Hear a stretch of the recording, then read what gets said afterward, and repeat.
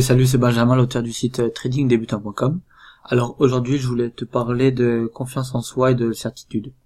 Alors oui, je sais, c'est un peu ironique que je te parle de confiance en soi et de certitude sur le graphique du Bitcoin. C'est un petit peu fait exprès, même si le Bitcoin n'est pas mort, on sait pas jusqu'à où il va finir. Est-ce qu'il va finir tout en bas à 4000 ou à 1000 même, ou est-ce qu'il va finir à 400 000. Mais là, je suis pas là pour parler de ça, mais c'était juste un petit clin d'œil. Alors par rapport à la confiance en soi et aux certitudes, c'est que faut pas oublier, mais c'est deux choses différentes. Et l'une est bonne pour le trading, l'autre est mauvaise pour le trading. La confiance en soi, c'est vraiment très important pour le trading. Si tu veux la confiance en soi, en fait, il faut voir ça comme quelque chose qui va t'aider à tenir tes trades gagnants et qui va te permettre de pas douter de toi, je sais pas, une fois que tu seras en position, que tu auras pris un trade à l'achat, par exemple, faut bien prendre un sens, j'aime bien les achats, donc on va dire l'achat. Donc tu vas prendre un trade à l'achat, et en fait, quand le prix va commencer à cafouiller un peu, à aller à droite à gauche, en haut en bas, à pas trop savoir quoi faire, si tu as confiance en toi, tu vas patienter, tu vas tenir ton plan de trading, et si tu le tiens pas, ce sera dommage, mais ce sera pas grave en soi. Et voilà, ça c'est de la confiance en soi.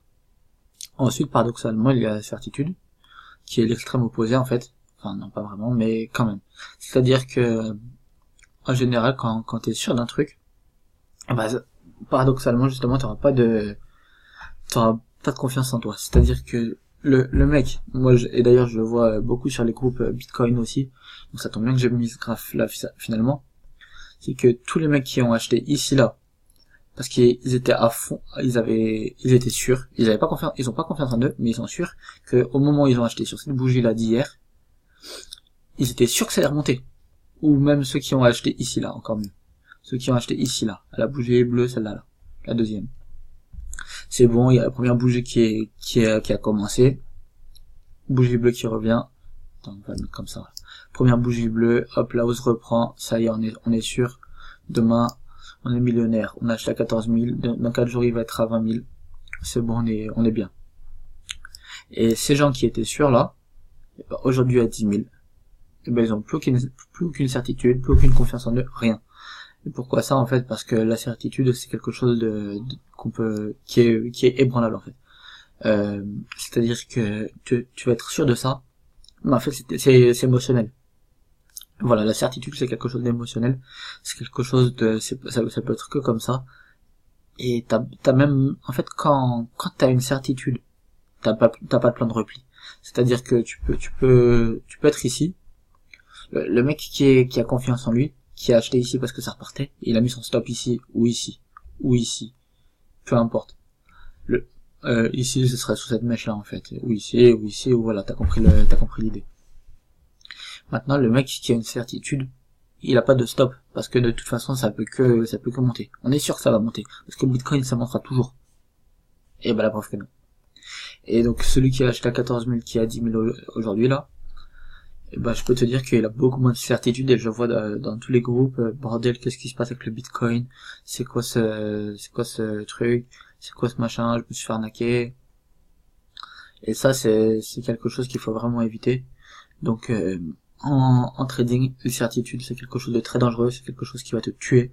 Parce qu'en fait, quand t'as une certitude, tu calcules même pas les autres alternatives. Ça peut que monter, y a pas d'autres alternatives, c'est une certitude, on en est sûr. Alors qu'en trading, on n'est jamais sûr. Même si c'est sur 99,99%, ce qui n'existe pas en trading, et bah t'as quand même la certitude, et du coup, tu vas... Je dis n'importe quoi du coup là. C'est pas grave. Je continue comme ça. Donc même si t'es sûr de toi à 100%, du coup, comme c'est une certitude, il y a pas 49,49, que après cet achat-là, ça va monter, t'as pas d'autres alternatives, t'as pas d'autres plans, parce que ça peut que monter. Voilà. Et en fait, quand il se passe là, t'as plus confiance en toi, parce que tu t'attendais pas à ça, parce que tu t'es bien trompé, parce que t'as dit des grosses bêtises, et en plus, bah, du coup, tu sais même plus comment réagir, et là, c'est la panique. Dans l'autre sens, le mec qui a confiance en lui, qui par exemple achetait, ouais, je sais pas, c'est dur, qui achetait ici par exemple, avec une bonne confiance en son trade, dans son setup, en son analyse, et qui avait un TP ici là, en haut de cette mèche là par exemple, un TP logique qu'il aurait pu tenir, quand il a vu que là ça redescendait, il a pas commencé à paniquer. Pourquoi il a pas commencé à paniquer? Parce qu'il a confiance en lui, il sait que les marchés vont pas tout droit, et que il se dit, soit je vais me faire prendre un BE, et c'est pas grave, soit je vais prendre mon TP, et tant mieux, ou peu importe. Mais ça, c'est vraiment quelque chose qui est important, hein, qui est important de différencier. Alors, je crois que j'ai parlé depuis 5-6 minutes d'affilée, à toujours te répéter les mêmes choses, ou presque, mais c'est vraiment quelque chose qu'il faut supprimer de son trading, les certitudes. Parce que ça te fera faire que des bêtises. Sur ce, passe de bons trades et à la prochaine. Ciao.